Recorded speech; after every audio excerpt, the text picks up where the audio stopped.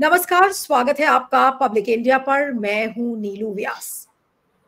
भारत 3 दिन से लगातार ये कह रहा है कि डेमचोक और डिप्सैंग में भारत ने डिसएंगेजमेंट प्रोसेस शुरू कर दिया है। यानी कि जो चाइना और भारत के बीच में जहां जहां पर पहले पेट्रोलिंग नहीं हो रही थी, और ये 4.5 साल की बात अगर आप याद करें तो 2020 में गलवान में जो हिंसक झड़प हुई थी जिसमें कि 20 जवान मारे गए थे, उसके बाद चाइना और भारत के बीच में बहुत ज्यादा कुछ बातचीत नहीं हुई।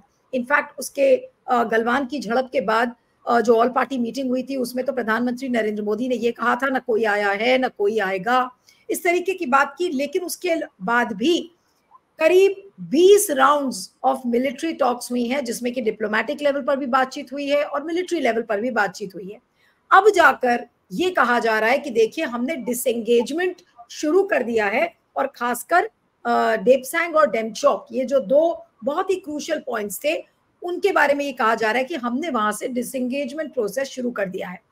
और पूरा गोदी मीडिया, भारत की सरकार, चाहे वो फॉरेन सेक्रेटरी विक्रम मिस्री क्यों ना हो, या फिर विदेश मंत्री एस जयशंकर क्यों ना हो, या फिर बीजेपी का कोई भी प्रवक्ता क्यों ना हो, वो इसको इस तरीके से बनाकर पेश करने की कोशिश कर रहा है कि जैसे भारत और चाइना में बहुत घनिष्ठ संबंध फिर से पैदा हो गए हैं।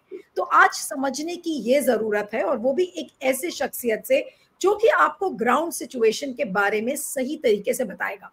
अगर आप किसी भी आर्मी के ऑफिसर से बात करेंगे तो वो आपको गोलमोल जवाब देगा, बहुत डिप्लोमेटिक जवाब देगा अपने वेस्टेड इंटरेस्ट की वजह से, लेकिन आपको सही सिचुएशन बताने वाले बहुत कम लोग हैं। और इसीलिए आज मैंने सोचा कि retired major general Ashok Mehta से हमें बात करनी चाहिए, जो कि इंडिपेंडेंट सिक्योरिटी एनालिस्ट भी हैं, ऑथर हैं, और लगातार इन चीजों पर लिखते हैं, बोलते हैं और एनालाइज भी करते हैं। आपका बहुत बहुत स्वागत है Ashok Mehta sir, thank you so much for joining. मेरा पहला सवाल ये है कि ये जो पेट्रोलिंग अरेंजमेंट जिसकी बात गोदी मीडिया, मोदी सरकार कर रहे हैं, आखिर इसके मायने क्या है? इसको क्यों ऐसा बताया जा रहा है कि जैसे बहुत बड़ी चीज हो गई है भारत और चाइना के बीच में 4.5 साल बाद? जी देखिए, जो भारत सरकार के विदेश मंत्री हैं एस जयशंकर, वो आजकल पूरा हमारा फॉरेन अफेयर्स का मामला मोदी जी ने उनको सौंप दिया है।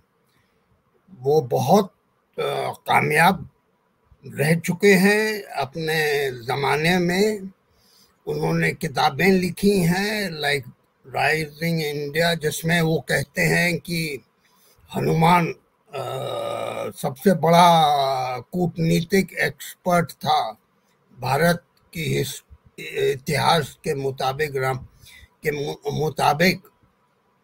सो उन्होंने चाइना पे कि इस मसले को हम हल करेंगे, उसमें बहुत इन्वेस्टमेंट डाला है। और वो चाहते थे कि ये जो मुलाकात हो रही है ब्रिक्स में, उस समय एक बायलैटरल हो, और बायलैटरल अगर ये होगा तो ये बायलैटरल 5 साल के बाद हो रहा है, और इसलिए ये बायलैटरल बहुत ज़रूरी था, सिर्फ चाइना के लिए नहीं लेकिन भारत के लिए भी। सो ये बायलैटरल इसलिए ऑर्गेनाइज किया है। अब जहाँ तक मामला रह गया अभी इस एग्रीमेंट का, इसके ऊपर अभी लास्ट दो दिन में अगर आप अखबारें पढ़ें तो उसके मुताबिक देप्सांग और डेमचोक के बारे में आज ही की इंडियन एक्सप्रेस में एक आर्टिकल छपा है, जिसमें जतिन जेकब कह रहे हैं, मैं उनको जानता हूं, वो कह रहे हैं कि जब विक्रम मिस्री फॉरेन सेक्रेटरी ने 21 अक्टूबर को ये बताया कि समझौता हो गया है, उनसे सवाल पूछे गए दोनों से कि देपसांग और डेमचौक इसमें शामिल है या नहीं, और उसका जवाब उन्होंने नहीं दिया। सो स्टेटमेंट जो कह रही है, ऑफिशियल स्टेटमेंट का मतलब क्या है? An agreement has been reached between China and India on patrolling।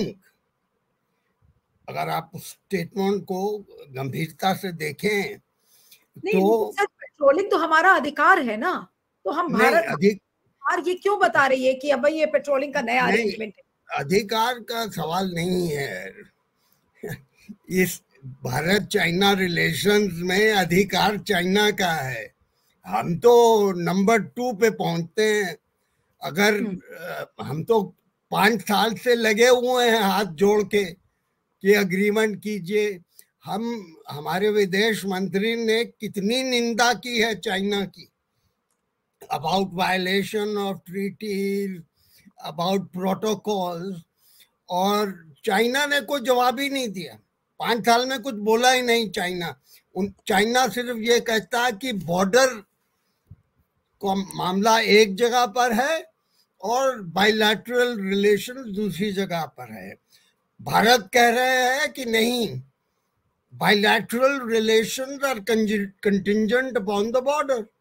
तो इसमें अब चाइनीज स्टेटमेंट आप देखिए, चाइनीज स्टेटमेंट क्या कह रही है, मैं इंग्लिश में पढ़ूंगा। Two sides have reached a solution to relevant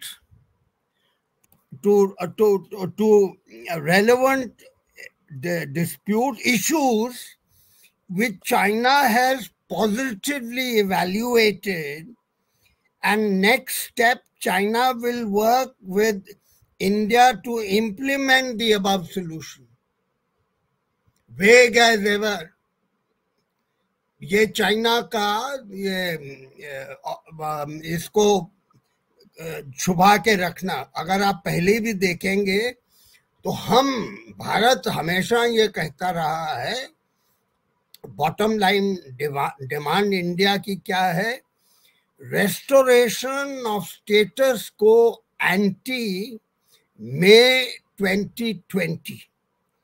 मतलब जो हालत जमीन पर मई 2020 पे थी उसको चाइना ने लौटाना है। लेकिन चाइना ने कभी रेस्टोरेशन की तो बात ही नहीं की। उन्होंने लाइन ऑफ एक्चुअल कंट्रोल का कभी यूज ही नहीं किया, वो तो बॉर्डर कहते हैं, और पीस एंड ट्रैंक्विलिटी की बात होती है। तो संक्षेप में, there is a very wide gap between what India is saying and what the Chinese have said. नहीं, तो आपको क्या लग रहा है कि क्या मोदी सरकार हमसे चाइना के बारे में कुछ छुपाने की कोशिश कर रही है? क्योंकि सब कुछ सीधा नजर नहीं आ रहा है। चाइना का जब बात आती है तो ऐसा लगता है कि सरकार क्लियरली चीजों को बताती नहीं है। पाकिस्तान पर हम सर्जिकल स्ट्राइक भी कर देते हैं, हम पाकिस्तान पर 56 इंच का सीना खोलकर खड़े हो जाते हैं, लेकिन जब चाइना की बारी आती है तो ढकने मूंदने की कोशिश सब करने लगते हैं। ऐसा क्यों है सर? देखिए, कोई नई बात नहीं है। ये तो भारत की ये नई स्ट्रेटजी है चाइना के बारे में, छुपाना। वो हमारे प्रधानमंत्री, जब ये गलवान में इंट्रूजन हुआ तो प्रधानमंत्री ने कह दिया ना कोई आया था, ना कोई है, ना कोई आया था। तो ये बातचीत किस बात में हो रही है अगर अंदर नहीं आए तो? और पार्लियामेंट में कोई डिबेट नहीं उठाने दी चाइना, कोई सवाल पूछने नहीं दिया। क्यों नहीं पूछने दिया? कह रहे हैं कि साहब हमारे जवानों, मेरे जैसे लोग का मोराल डाउन होगा। भाई, मेरा मोराल तो डाउन नहीं होगा। मैं तो जानना चाहता हूं वास्तव में क्या हुआ। आज तक किसी को नहीं मालूम कि कहां पर इंट्रूजन हुए और कैसे ये बातचीत हुई। कोई स्टेटमेंट ही नहीं किया गया। राजनाथ सिंह कुछ बोले हैं, जयशंकर पार्लियामेंट में बोले हैं, लेकिन स्पष्ट कोई नहीं जवाब मिला। नहीं, और लेकिन आपको क्या लगता है कि मोदी जी क्या चाहते हैं कि देश अब क्या समझे? मोदी जी कुछ कहें या मोदी सरकार के विदेश मंत्री कुछ कह दें या फिर मोदी सरकार के फॉरेन सेक्रेटरी कुछ कह दें और देश उसको मान ले, हम सब बैठकर मान ले कि भाई ठीक है, सब कुछ ठीक हो गया भारत और चाइना के बीच में? जी देखिए, चुनाव आने वाले हैं महाराष्ट्र में, झारखंड में, है कि नहीं बात? और हम दिखाना चाहते हैं कि देखिए, मोदी सरकार सिर्फ डोमेस्टिक विकसित भारत के अलावा उनकी फॉरेन पॉलिसी इतनी बेहतरीन है कि हमने 5 साल का मामला उसको रिजॉल्व कर दिया है तो आप ये कूटनीति कह रहे से। हैं कि महाराष्ट्र और झारखंड के चुनाव को देखते हुए इन्होंने चाइना की तरफ ये ये ऐसा एक पहलू हो सकता है, जी लेकिन मुख्य तौर से ये चाहते थे कि चाइना, यू सी, आइडिया ये है, जो इंटरनेशनल जियोपॉलिटिकल एनवायरनमेंट है उसमें हमारी स्ट्रेटेजिक ऑटोनॉमी के लिए अभी हमको देखा जा रहा है कि हम बिल्कुल यूनाइटेड स्टेट्स के साथ जुड़े हुए हैं, ठीक है ना? अब जब, और 5 साल से हमारी बात नहीं हो रही है चाइना के साथ, और China is the other pole, इधर यूनाइटेड स्टेट्स और उधर चाइना। अब हमारी स्ट्रेटेजिक ऑटोनॉमी को इतनी फ्लेक्सिबिलिटी मिल गई है, रशिया भी हमारे साथ है, चाइना भी हमारे साथ है, तो हम यूएस को ठेंगा दिखा सकते हैं, हमारी बातचीत शुरू हो गई है। तो इस डेवलपमेंट पर अमेरिका खुश नहीं होगा, ये तो मैं लिख के दे सकता हूँ। बिल्कुल बिल्कुल। तो ये जो इन्होंने कहा कि अब अभी भारत सरकार ने कहा क्या, ये भी तो पूरी बात नहीं हुई। उन्होंने कहा कि पेट्रोलिंग शुरू हो गया है और शुरू हो जाएगा, arrangements have been made, this will lead to disengagement, further disengagement, मतलब देपसांग और डेमचौक। लेकिन उसके ऊपर, जैसे मैंने पहले कहा, विदेश मंत्री ने और फॉरेन सेक्रेटरी ने जवाब नहीं दिया। And D escalation and D induction. And हमारे आर्मी चीफ अभी बोल रहे थे, एक एनडीटीवी में कुछ प्रोग्राम था जी, उन्होंने कहा हमारी पोजीशन तो बहुत पहले से, एक जो हालत 2020 में थी जमीन पे, हमको वहीं पहुंचाना है। और आज की हालत और 2020 की हालत, ये तो मैं लिख के दे सकता हूं कि ये करीब करीब नामुमकिन है, लेकिन नामुमकिन।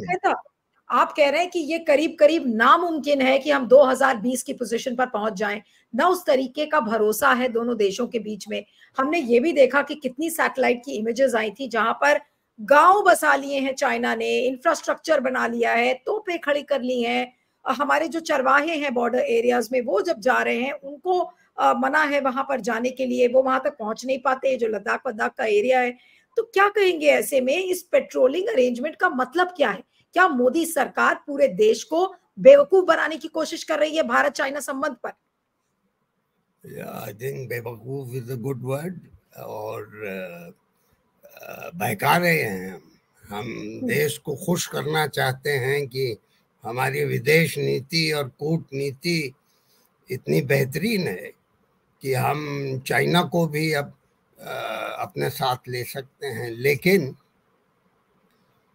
ये जो आपने बात कही, अभी बफर जोन बने हुए हैं। अब बफर जोन ज्यादातर हमारे टेरिटरी पे, यानी कि जिस टेरिटरी जो हमारा इलाका था, आप देपसांग ले लीजिए, देपसांग में 15 किलोमीटर अंदर आ गए हैं चाइनीज ट्रूप्स। देपसांग में 100 PLA सोल्जर्स तैनात हैं। वहां पर कोई अभी तक बफर जोन नहीं बना है, तो ये भी सवाल उठता है यहाँ भी बफर जोन बनेंगे और यहाँ भी कोई पेट्रोलिंग अरेंजमेंट होंगे। और उसका जो ग्रेजियर्स हैं उसके बारे में विक्रम मिश्री जी ने बयान दिया है कि as we discuss patrolling arrangement, तो जो ग्रेजियर थे चराने के लिए अपने पक्षी ले जाते हैं, उसके लिए भी हो जाएगा। लेकिन मुख्य तौर से ये आपको, ये जो अभी का एग्रीमेंट है, ये सिर्फ पेट्रोलिंग का एग्रीमेंट है, ग्रेजियर्स के बारे में एग्रीमेंट है। और हो सकता है, क्योंकि इसमें स्पष्टता नहीं है, देपसांग और डेमचौक से भी क्योंकि जो फ्रिक्शन पॉइंट थे, 6 फ्रिक्शन पॉइंट में सिर्फ 4 की बात होती थी जहां से विड्रॉल हो गया है। ये 2 फ्रिक्शन पॉइंट अब इसके बारे में वो हट रहे हैं या नहीं हट रहे, शायद बाइलैटरल में कुछ, but I don't think bilateral में 2 लीडर देपसांग और उसके बारे में बात करेंगे। वो तो इंडिया चाइना विजन की बात जो होगी। बायलैटरल की जो ड्यूरेशन बताई जा रही है 30 से 40 मिनट होगी। अब उस 30 से 40 मिनट में मोदी जी क्या बात कर लेंगे? क्या मोदी जी मुंह खोलकर ये कहेंगे कि भाई आप हमारे गांव में घुसे हैं, जहां पर जिस जमीन पर आपने कब्जा किया है वहां से हट जाइए? क्या ये मुंह खोलकर मोदी जी बोल पाएंगे प्रेसिडेंट जी जिनपिंग से? मोदी जी कैसे कह सकते हैं नीलू जी? मोदी जी तो कह चुके हैं हमारी धरती में ना कोई घुसा था ना कोई घुसा है। अब हम कैसे उनको कह सकते हैं? वो तो बैंड बाजा बजा था उस समय जब मोदी जी ने ऐसा अनाउंसमेंट किया। वो चाइना में तो सेलिब्रेशन हो रहा था कि पीएम ऐसे कह रहे हैं। अब बोल दिया उन्होंने।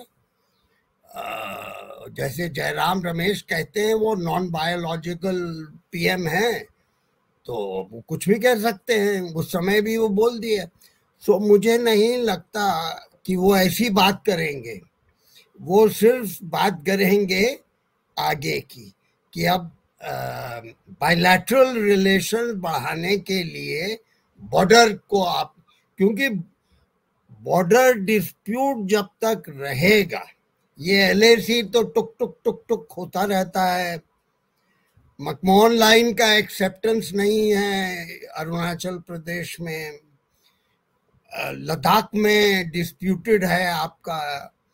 और जब तक बॉर्डर नहीं आपका रिकग्नाइज होगा कि ये बॉर्डर है, फिर उसको आप डिमार्केट करेंगे, डिनोट करेंगे, तब तक ये बायलैटरल रिलेशंस कैसे? वो जो आर्मी चीफ बार बार ट्रस्ट के बारे में कह रहे हैं, that trust has to be restored. If trust is not restored, nothing can happen. नहीं, लेकिन जब भरोसे की इतनी कमी है तो इस बायलैटरल मीटिंग का मतलब क्या है? जब आपको भरोसा ही नहीं है, बॉर्डर डिस्प्यूट हमारा चल रहा है, तो इस बायलैटरल मीटिंग को रखा क्यों गया है? और ये कहा जा रहा है कि ये तो बड़ी स्ट्रक्चर्ड मीटिंग है। स्ट्रक्चर्ड मीटिंग का मतलब कि डिप्लोमैट्स ने बातचीत की होगी दोनों साइड्स पर कि भाई देखिए ये हम बातचीत करेंगे, स्ट्रक्चर्ड डायलॉग होगा। लेकिन फिर जब अंदर से कुछ और है, बाहर से कुछ और हम दिखाने की कोशिश कर रहे हैं, तो क्यों, क्या जरूरत थी इस बायलैटरल मीटिंग की? आप जो स्टिकी पॉइंट्स थे पहले वो रिजॉल्व हो जाते। जैसे मिलिट्री और डिप्लोमेटिक कमांडर्स की जो मीटिंग हो रही थी कि 20 राउंड मीटिंग हुई और अब हमने फाइनली क्या एग्री किया कि हम पेट्रोलिंग शुरू करेंगे। तो पेट्रोलिंग पर मतलब इसका मतलब नहीं समझ में आ रहा है कि क्या देश को बहकाया जा रहा है भारत चाइना पर, या क्या इसको कैसे समझ, एक आम आदमी आज इस चीज को कैसे समझेगा, जो भारत की सरकार जो भी कह रही है? सॉरी, आम आदमी इसको कैसे समझेगा? वो तो यही कहेगा कि देखिए मोदी जी ने तो कमाल कर दिया है। मोदी जी ने 5 साल के बाद चाइना के साथ फिर नॉर्मल रिलेशंस हो गए। अब वो झूले पे बैठ के झूलेंगे, वो झूले को घुमाएंगे। सो दिस इज, अंग्रेजी में कहते हैं सेल्फ डिल्यूशन। इंडिया की एक्सपेक्टेशन क्या है? रेस्टोरेशन स्टेटस को एंटी। चाइना आपके साथ पेट्रोलिंग करने देगा आपको, लेकिन जिस तरीके से हम लोगों ने चाइना को जलील किया है इंटरनेशनल फोरम में, हमने पिछले 5 साल में धज्जियां उड़ा दी है चाइना की for violating treaty agreements, protocol, I mean, whatever one can do in international relations. लेकिन फिर भी हम बात कर रहे थे, उनके साथ बात कर रहे थे। तो ये डिप्लोमेसी में इसके 2-3 पहलू होते हैं, और एक पहलू रियलिटी है, और एक पहलू अपने दिल को बहलाने के लिए आप दिल को खुश रखते हैं, जनता को खुश रखते हैं। बिल्कुल, तो जनता को बहलाने के लिए अगर ये सारा अरेंजमेंट है जो कि हकीकत से बिल्कुल दूर है, आपके ग्राउंड की जो सिचुएशन है वो भी बहुत दूर है। मिलिट्री के जो ऑफिसर्स हैं और जो आर्मी चीफ है वो ऑलरेडी कह रहे हैं कि भाई भरोसे की बहुत कमी है। तो फिर हम इस तरीके के डायलॉग से क्या हासिल कर रहे हैं? देश तो कुछ हासिल नहीं कर रहा है, मोदी जी क्या हासिल कर रहे हैं? मोदी सिवाय जी का तो बस कैमरा लग जाएगा जब शी जिनपिंग और मोदी जी मिलेंगे, गले मिलेंगे, हैंडशेक होगा, इसके अलावा और क्या? भारत को क्या मिलेगा इस हैंडशेक से? इंटरनेशनल स्टेज पर जो भारत को पीस मेकर कहा जा रहा है, भारत को पीस मेकर, अब हमारे प्रधानमंत्री कहते हैं हमारा देश युद्ध का नहीं है, बुद्ध का है। लेकिन इजराइल ने बर्बाद कर दिया है गाजा को, लेबनान को बर्बाद कर रहे हैं, लेकिन हम चुप बैठे हैं। हम सिर्फ सीज फायर की बात करते हैं।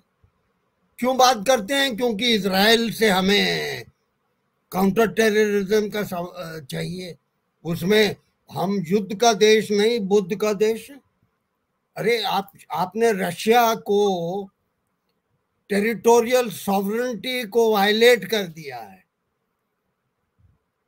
और भारत सबसे बड़ा एक चैंपियन है on human rights, on UN charter, लेकिन हम चुप ही रहते हैं ऑन दीज मैटर्स बिकॉज हमारा आजकल हमें एक नया शब्द मिला है, नेशनल इंटरेस्ट, जो परवेज मुशर्रफ इस्तेमाल किया करते थे।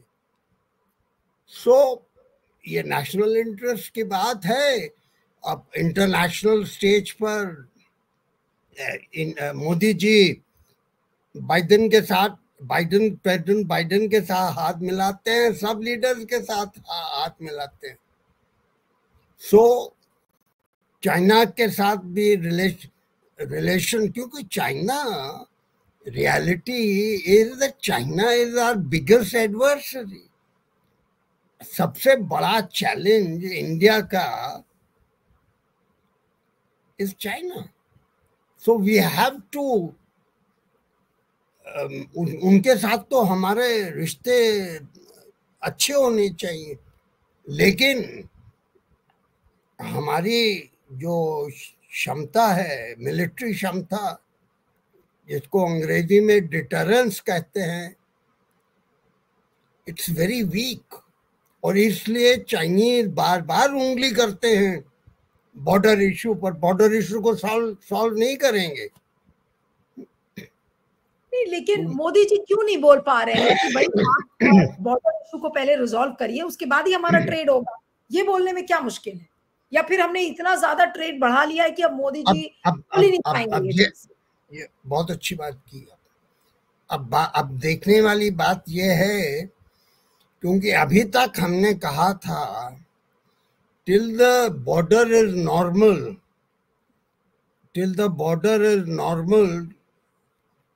bilateral relations cannot mean normal. What is हमारा हमने कोई टाइमलाइन नहीं दी कि कब तक ये होना चाहिए. What are our conditions for bilateral relations?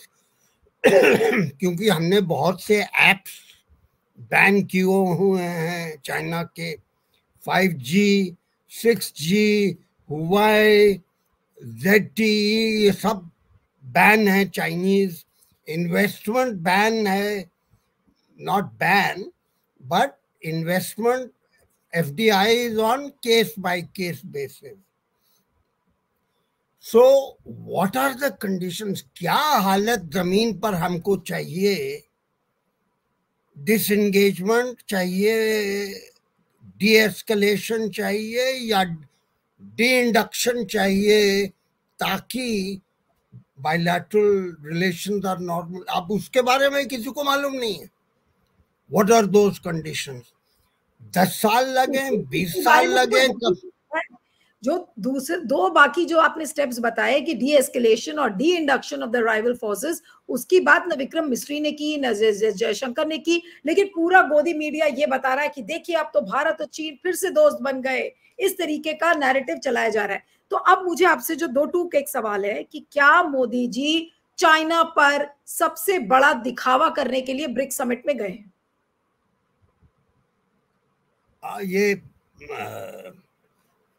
BRICS summit में हाथ मिलाने की जरूरत थी, चाइना के साथ हाथ मिलाने की जरूरत थी. स्टेटमेंट जो इंडिया का आया, उस स्टेटमेंट के मुताबिक patrolling arrangements will lead to complete disengagement, will lead to de-escalation, will lead to, विदेश मंत्री ने ये कहा है कि अभी जो ये एक्सपेक्टेशन हमारा what we believe should happen, but it's never like, कभी वैसे नहीं होता कि जो हम चाहें वही होगा. तो चाइना ने इतना इन्वेस्टमेंट किया हुआ है तिब्बत में, इतना मिलिट्री इंफ्रास्ट्रक्चर लगा दिया है वहां पर, बिलियंस ऑफ डॉलर्स का खर्चा हो गया है, और वहां पर अभी करीब 90,000 troops are Chinese PLA are located across Tibet. अब डोकलम में क्या हुआ? डोकलम में समझौता हो गया था. डोकलम में 2017 में हमारा समझौता हुआ और चाइनीज भी पीछे हटे और हम भी हट गए पीछे. लेकिन चाइनीज पीछे कितने हटे? 4 किलोमीटर, और अभी फिर वापस आ गए. तो आर्मी चीफ के बाल ऐसे थोड़ी सफेद हो जाते हैं. वो कह रहे हैं आर्मी चीफ ने अभी कल या परसों कहा कि we don't know if the Chinese are creeping into the buffer zone, we need to petrol.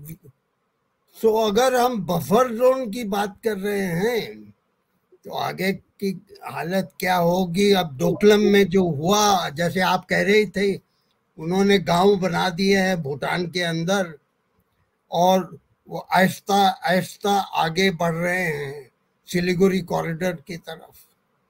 हम कुछ नहीं कर पा रहे. पहले बोलते थे भूटान के बारे में, अब बोलना भी बंद कर दिया है.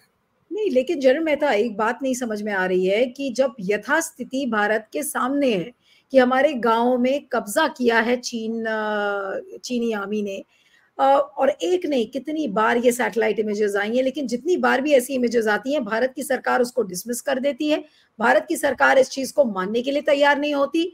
विपक्ष जब सवाल खड़ा करता है तो विपक्ष को बोल दिया जाता है कि अरे ये तो एंटी इंडिया फोर्सेस हैं, इस तरीके के बेतुके सवाल करते हैं, और ऊपर से बायलैटरल मीटिंग करने मोदी जी चले जाते हैं। अब इस बायलैटरल मीटिंग का क्या मतलब है? क्या ये एक बेतुकी बायलैटरल मीटिंग है जो कि मोदी जी को बिल्कुल नहीं करनी चाहिए थी? मैं आपके हिसाब से आप क्या सोचते हैं कि जब इतनी भरोसे की कमी है, आप दो टूक बात ही नहीं कर सकते, तो इस बायलैटरल मीटिंग का मतलब क्या था? नहीं, बायलैटरल मीटिंग मैं ये नहीं कहूँगा कि नहीं करनी, क्योंकि इस बायलैटरल मीटिंग को बहुत 4-5 साल से कोशिश हो रही है कि सिचुएशन, देखिए जो चीज हम मिलिटरीली हम चाइना के साथ लड़ाई के जरिए इस प्रॉब्लम को रिजॉल्व नहीं कर सकते, हमारे पास वो कैपेबिलिटी नहीं है। चाइना उनका GDP is 7 times more than ours. Their military expenditure is 5 times more than ours. हम तो 2% भी बड़ी मुश्किल से हमको पैसा सरकार इन्वेस्ट कर रही है ऑन डिफेंस। सो आप उस हालत में नहीं है कि हाथ ना मिलाएं। अगर, और ये भी बहुत उम्दा सवाल है आपका, वी शुड हैव रिफ्यूज, हम हाथ नहीं मिलाएंगे जब तक ये आपका डिसएंगेजमेंट कंप्लीट नहीं हो जाता, जब तक आप डी एस्केलेट नहीं करते और डी इंडक्ट नहीं करते, और 2 साल के अंदर या 1 साल के अंदर ये सब होना चाहिए। But we are not in that, हम उस हालत में नहीं है कि हम चाइना को डिक्टेट करें। आप की ये बात सही है कि मिलिटरीली हम चाइना के पार नहीं आ सकते हैं और मिलिटरीली हम उस चीज को रिजॉल्व नहीं कर सकते। तो अगर डिप्लोमेटिकली अगर इसको किया जा रहा है तो क्या ये बायलैटरल जो मीटिंग है वो ठीक कदम है मोदी सरकार का, या फिर आपको लगता है कि नहीं मोदी सरकार को और भी कुछ करने की जरूरत थी जहां पर चूक हो गई? आई मीन ये बहुत मुश्किल सवाल है। जहाँ तक इसका एक जवाब तो नहीं होना, जैसे मैं कहूँगा कि नहीं होना चाहिए था। Bharat is the aggrieved party. आपने हमारे घर में घुसकर चोरी की है और हम आपका हाथ जोड़ रहे हैं कि आप बाहर जाइए, राइट? लेकिन हमारे we have no power to push you out, so हाथ मिलाना ही पड़ा। वैसे हाथ नहीं मिलाना चाहिए था। यानी कि मोदी जी के पास विकल्प नहीं है, चाइना को लेकर मोदी के पास कोई विकल्प नहीं है, विकल्प नहीं है। और ये इंटरनेशनल रिलेशंस के लिए अपना जो स्पेस फॉर स्ट्रेटेजिक ऑटोनॉमी उसको बढ़ाने के लिए आप यूएस के साथ भी हैं, आप रशिया के साथ भी हैं और आप चाइना के साथ भी हैं, लेकिन हम हर जगह फेंस पे बैठे हुए हैं। वो हेजिंग और क्या क्या शब्द इस्तेमाल किए जाते हैं, ना तो हम इधर हैं ना हम उधर हैं, हम बीच में लटके हुए हैं। So that is the ground reality. नहीं, अब ग्राउंड रियलिटी तो ठीक है, आपको एक टाइट रोप वॉकिंग करनी पड़ रही है चाइना को लेकर, क्योंकि आपके पास मिलिट्री वेविदॉल नहीं है, डिप्लोमेटिकली आप फूक फूक कर कदम चल रहे हैं। तो कम से कम मोदी सरकार ये तो बेवकूफी ना करे ना कि ऑफिशियल अनाउंसमेंट करके और ये पूरा मीडिया को ये बताने लगे कि भाई देखिए कितना बड़ा हमने उपलब्धि कर ली कि हम आज जी जिनपिंग के साथ हाथ मिलाने जा रहे हैं। इसको लेकर ये मूर्खतापूर्ण चीजें क्यों करती है मोदी सरकार, ये मुझे आज तक नहीं समझ में आया। टाइट रोप वॉकिंग समझ में आ रही है, आपको बहुत फूक फूक कर कदम रखने हैं, ये भी समझ में आता है, लेकिन मीडिया, गोदी मीडिया जिस तरीके से बाजा बजाना शुरू कर देता है मोदी जी के लिए, और वो भी ऐसे संवेदनशील मुद्दों पर, तो उस पर क्या कहेंगे सर? ये तो हमारा तरीका बन गया है, दिस इज द मेथड। अब चाइना के साथ हम कोई स्पष्टता दिखाते ही नहीं है। हम चाइना का इशू कभी पार्लियामेंट में उठा ही नहीं पाते। ये तो हमारे जवानों के मोराल को नीचे गिराएगा। अगर कोई सवाल कोई पूछता है कि क्या हुआ फलाना देवसांग पर, कोई चुप्पी है सब।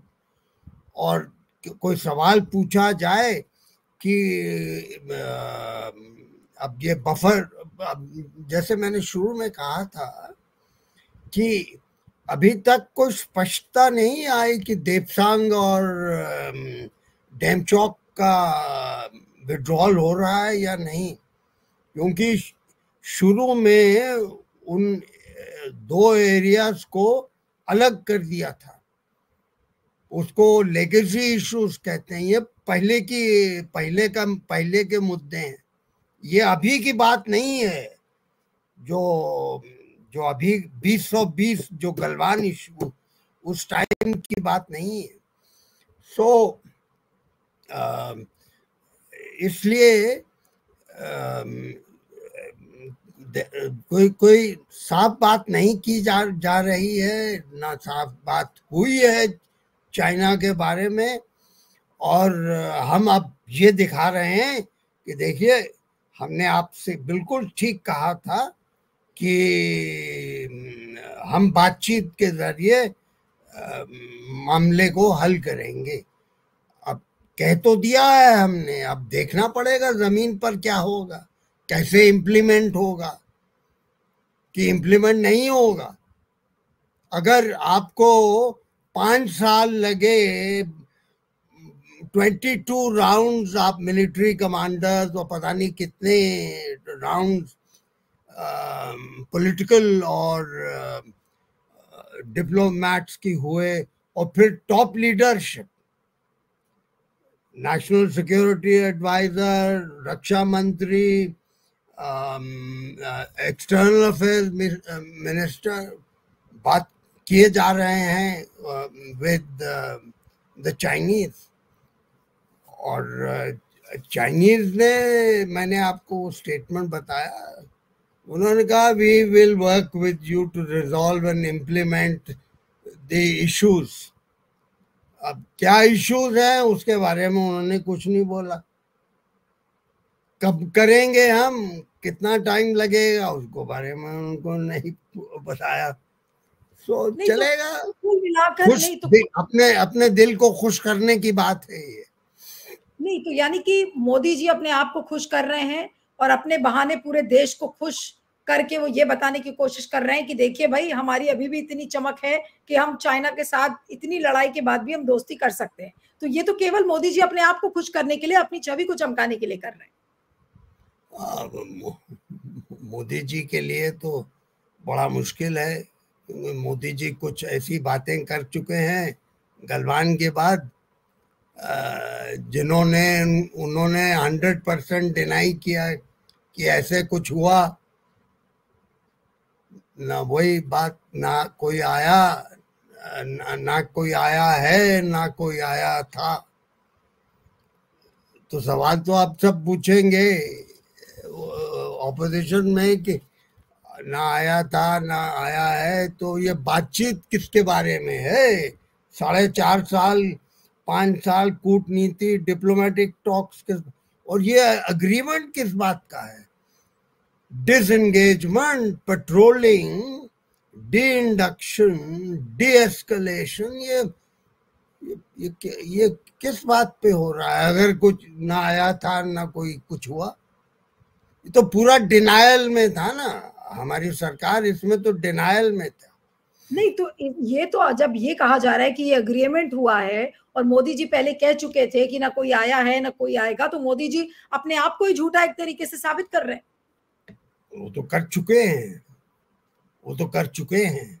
अब और स्पष्ट हो जाएगा। अब तो जब हाथ मिलाएंगे तो बहुत स्पष्ट हो जाएगा कि जिस शख्स ने ऐसी कार्रवाई की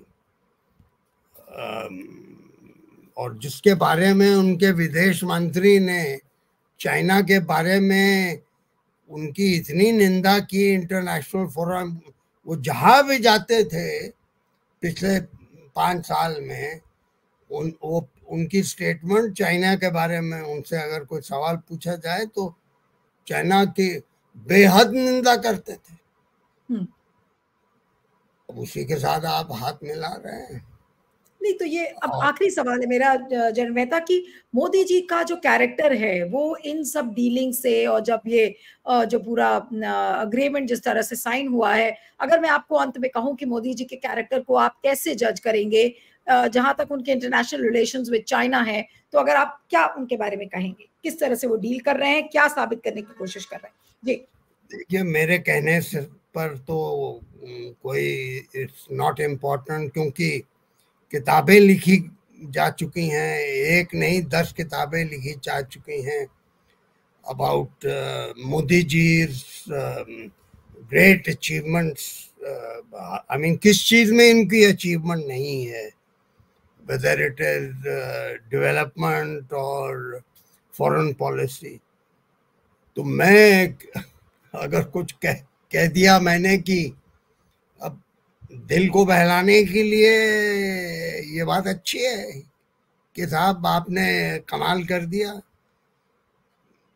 कि जो आपने कहा वो उसके बावजूद ये समझौता हो गया है। और लेकिन देखने वाली बात यह है कि how much of this on the ground कितना इम्प्लीमेंट होगा। ये तो डिप्लोमैट्स तो बैठ के किसी और टाइम अगर आपके साथ बात करने का मौका मिला तो मैं बताऊंगा, एक डिप्लोमैट ने जो स्टॉक्स पर थे, उन्होंने मुझे क्या क्या बताया था इन 2020, मुझे याद है। वो अभी भी ही इज अराउंड। तो कुल मिलाकर हम किसी और एपिसोड में उस चीज के बारे में जरूर आपसे बात करेंगे जनरल मेहता, लेकिन कुल मिलाकर भारत और चीन की जो ये बायलैटरल विजिट है, ये केवल और केवल देश को बहकाने वाली, देश को मिसलीड करने वाली चीजें हो रही है। या ये बात दुरुस्त है, इसमें से कुछ थोड़ी बहुत चीज निकल सकती है, लेकिन अभी के लिए मैं ये कहूंगा कि जिस तरीके से चाइना का ट्रैक रिकॉर्ड है और जिस तरीके से चाइना ने इंट्रूजन्स किए और जिस तरीके से चाइना ने इसके बारे में डिनाई किया कि कुछ नहीं हुआ, लेकिन चाइना अपनी 1959 क्लेम लाइन को कायम रख रहा है। और जो 1959 उसकी क्लेम लाइन लद्दाख में है, जो चौवन लाइन ने